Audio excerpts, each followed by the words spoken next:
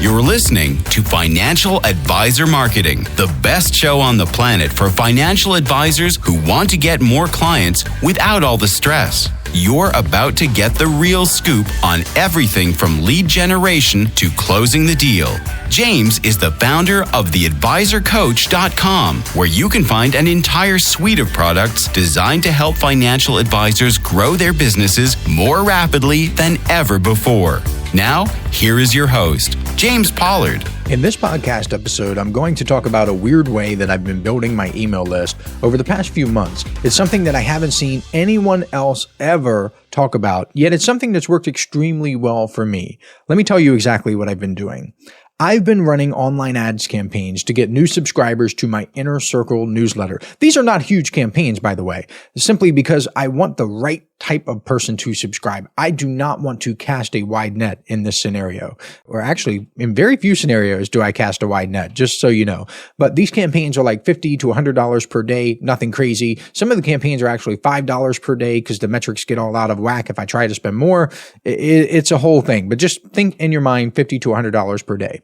Some of the ads have been getting clicks for 3 or 4 cents each. One campaign has gotten more than 10,000 clicks for an average of 4 cents each. Other ads are getting clicks for 50 or 60 cents each. I bring that up because a lot of financial advisors focus on trying to get the lowest cost per click possible, or the lowest this, or the lowest that. But what you really want is the result.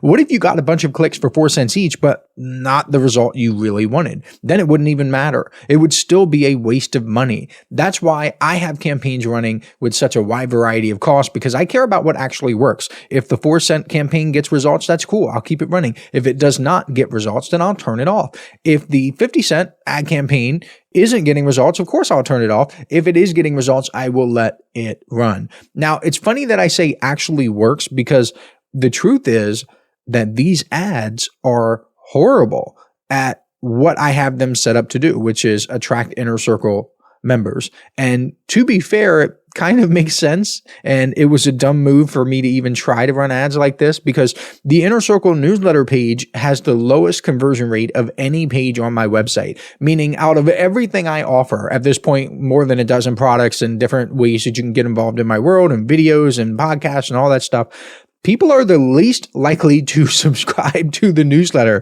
Isn't that crazy? But rightly so, because I put up a bunch of barriers because I don't want just anyone to subscribe. So if you think about it from a conversion rate standpoint, it is absolute dog crap. The sign up page is 7,500 plus words long. I clearly say it is not for everyone, and it's relatively expensive at $99 per month. Of course, expensive is a relative term, but it'll be even more expensive at $199 per month when I increase the price on January 1st, 2025. Now, keep in mind, everyone who subscribes before that date will be locked in and grandfathered in at the $99 per month price. And to make matters worse from a conversion rate perspective, there's a little terms and conditions box that you have to check to become an Inner Circle member, to complete your purchase at that time. You basically need to acknowledge that you're getting billed today and then every 30 days after. I think that's actually the law. I had someone consult with me and tell me that I needed that. This was years ago. I don't even remember. I just try to follow the law as it's written, or whatever the FTC regulations. I try to make sure that I am abreast of all of that stuff. So if you know anything about marketing and getting high conversion rates, you know that little checkbox right there on your checkout page wrecks conversion rates. So the page isn't exactly frictionless, the sign up page and the checkout page, and the whole process isn't designed to maximize conversions. It certainly isn't, because it's not for everyone. However, something interesting is happening. So depending on the campaign, roughly 1% to 2% of the people who click on those ads, the cold ads to the Inner Circle newsletter sign-up page, ends up subscribing to my email list. The reason that's extremely fascinating is because I don't have any opt-ins on the newsletter sign-up page at all. That means people are clicking on the ads, landing on the Inner Circle sign-up page, reading for a little bit, and then thinking to themselves, who the heck is this James Pollard guy? Let me check out more of his stuff.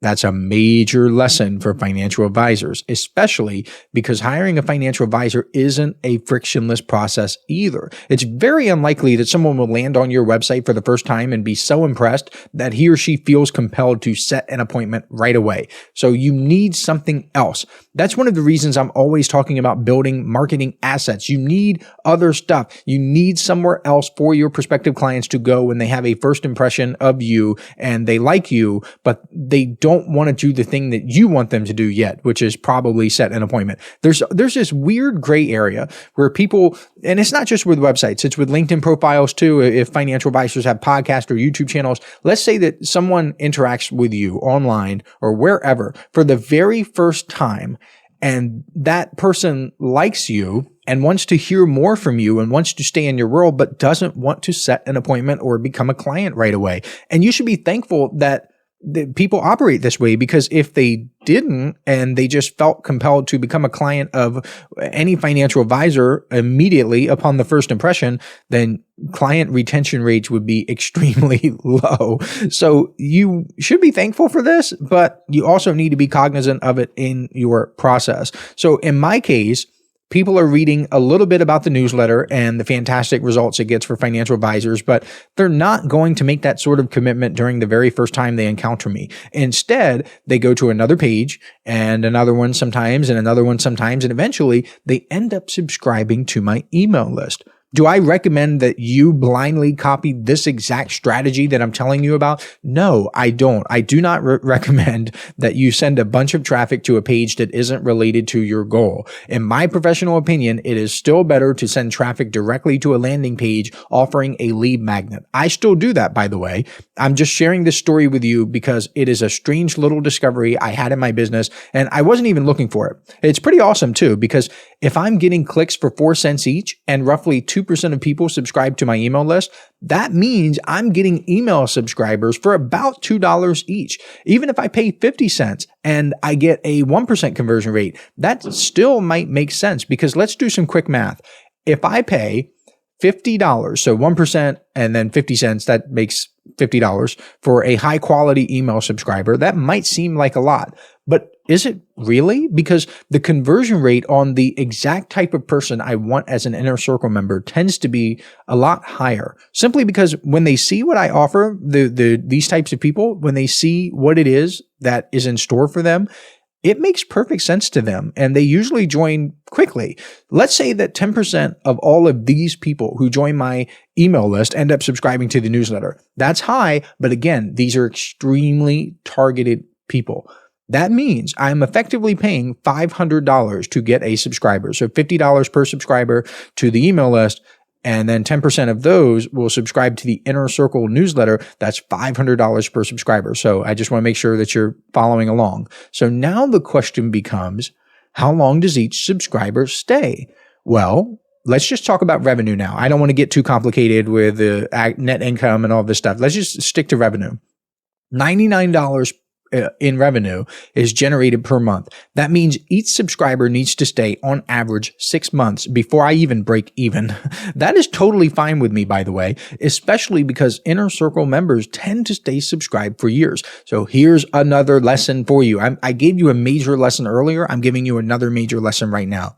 Stop focusing on stuff like how much you're paying per subscriber or per cost per click or whatever, and focus on the economics of your business. What do you actually want? Like, chances are your goal is not to have the biggest email list. Chances are your goal is not to get the most website traffic. Chances are your goal, at least I hope so, if you're listening to me, is to build personal wealth for yourself. So you should focus on the economics of your business and how those economics are structured to generate personal wealth for you. If I were to walk up to a random marketer and say, hey, I'm paying $50 per email subscriber, then that person would have a heart attack. That person would start telling me how stupid I am and how that's too much for an email subscriber and how I don't know what I'm doing and all of this nonsense without knowing the actual context of my business and the economics of my business. Because in this particular case, I will pay $50 per email subscriber all day, every day.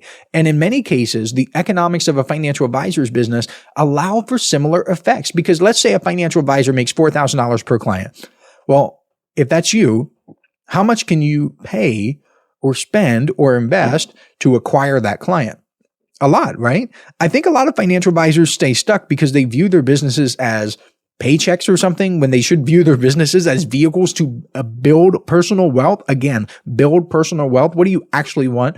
Because when I say something like you can spend several $1,000s to acquire a $4,000 client, then they immediately start thinking about the money that they're not going to have in their paycheck or whatever. That's limited thinking, because is your goal to get a bunch of paychecks or distributions from your business in the short term, or is it to build personal wealth and large personal wealth over the long term?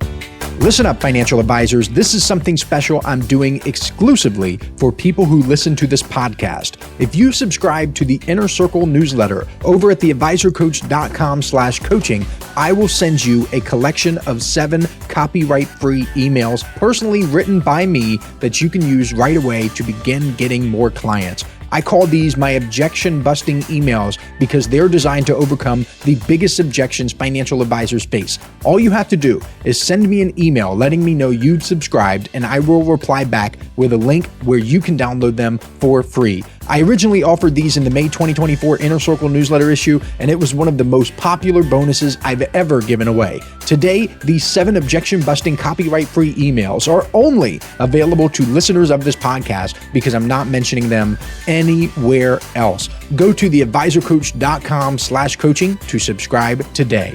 Now, back to the show. Here's another way to think about it. I don't want to go off on a tangent on this because I think I'm going to talk about this in a future podcast episode. Would you rather have $100 today or $200 next year? That's really what it's like. People just get so hung up. Oh no, well, I'm not going to have that dollar today. I'm not going to have that. I need that money right now.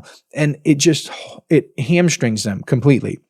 I can't remember if this was in the last episode or a few episodes ago, but I mentioned how if a new business owner starts making a bunch of money and spends it on material possessions, that person is pretty much guaranteed to be a moron, because the return on investment from certain marketing channels in your business, especially in the early days, is so much higher than a Mercedes or a nicer house or whatever material possession you'd spend your money on. You should keep the main thing, focus on building personal wealth. Now, back to the strategy. I don't want to go off on a tangent. Let's talk about how I'm building my email list. I began thinking to myself, if I can send cold traffic to the Inner Circle newsletter sign-up page and have people bounce around and end up joining my email list, what would happen if I just sent direct mail pieces to the people I would like to subscribe to the newsletter? So I did exactly that. You see, I practice what I preach. I tell financial advisors to do email marketing, and guess what I do?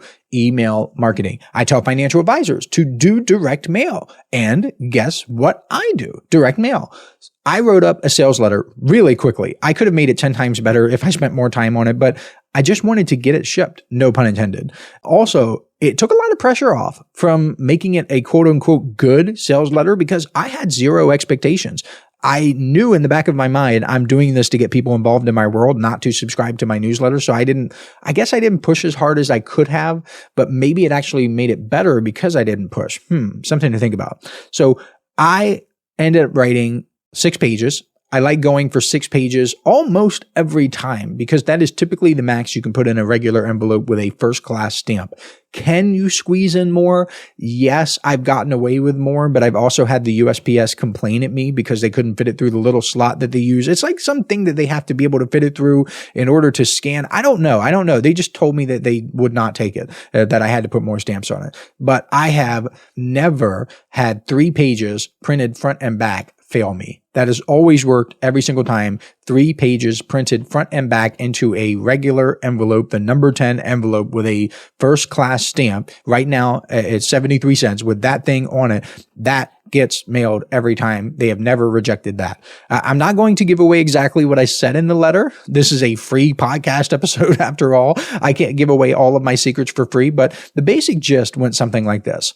Hey, you should really pay attention to this letter. Make sure you read the whole thing. And then after that, I introduced myself. I built a little bit of credibility. Hey, here's why I'm credible. And my name is James Pollard, and you should listen to me because of X, Y, and Z. I made sure that the recipient knew I was the real deal and that I could really help. Then I immediately segued into, this is why you should read the letter. This is what's in it for you. This is why you should pay attention. And I focused on the recipient. I basically said that this can help you do this and this and this. And even better, since it was a direct mail piece, I had, and this is important, this is another major lesson here for financial advisors who want to get better with marketing.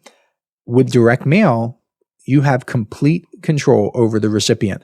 Since it was a direct mail piece that I was sending out, I had complete control over who would receive the letter. That's one of the coolest parts of direct mail, because even with something like online ads, you don't have complete control over who clicks and who doesn't. If you have a landing page on your website, you don't have complete control over who subscribes. With direct mail, you control which address goes on that envelope. So I could truly write the letter as if it were for one person. Once I got done with the offer part about why the recipient should take action, and I went to the call to action where I said, if you'd like to subscribe to the newsletter, go to theadvisorcoach.com/coaching. But the letter didn't end there. Oh, no. No marketer worth his or her salt would end the letter there. I added in a PS where I recapped the value of the offer, why it was important to act now. And then I added another call to action at the end of the PS. It was the same one. Go to theadvisorcoach.com/coaching. And if all of this seems like a lot of work, it's not. Just trust me, it's not a lot of work. And even if it is somehow a lot of work for you in your perception, trust me, having a winning direct mailer is worth the work, because if you have a slowdown in your business or extra time, you could fire off a few of these and meet your prospecting goals for the day. If you have a winning direct mail piece, a printer, some stamps and envelopes and paper in your office, you will literally never fail to meet your prospecting goals as long as you're able to send the stuff out. And I guess as long as your prospecting goals aren't too extreme, like contact 1,000 people every single day. I mean, let's just be realistic. But if you have regular, normal financial advisor, want to make high 6 figures, low 7 figures, whatever goals, then direct mail is a pretty great way to get there. Let's say I sent these direct mailers on a Monday and the recipients got them on a Friday. And let's say that I only sent them to financial advisors in Arizona.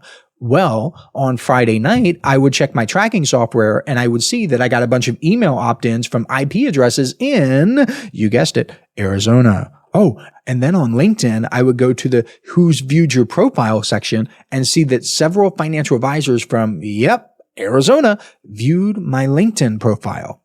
Of course, I guess it is certainly possible that it's a coincidence and some Paul Revere-like figure rode through the streets of Arizona screaming, subscribe to James's email list, subscribe to James's email list. However, I think it's much likelier that they got my direct mail letter and subscribed. Oh, and people did actually end up subscribing to the Inner Circle newsletter. That's kind of cool because, again, I had low expectations. In my mind, this direct mailer would have worked even if 0 subscribe right away. The lesson here, again, lesson is that your business structure should be set up in such a way where you can easily play the long game. If you cannot play the long game, then your business economics cannot compete with someone who can.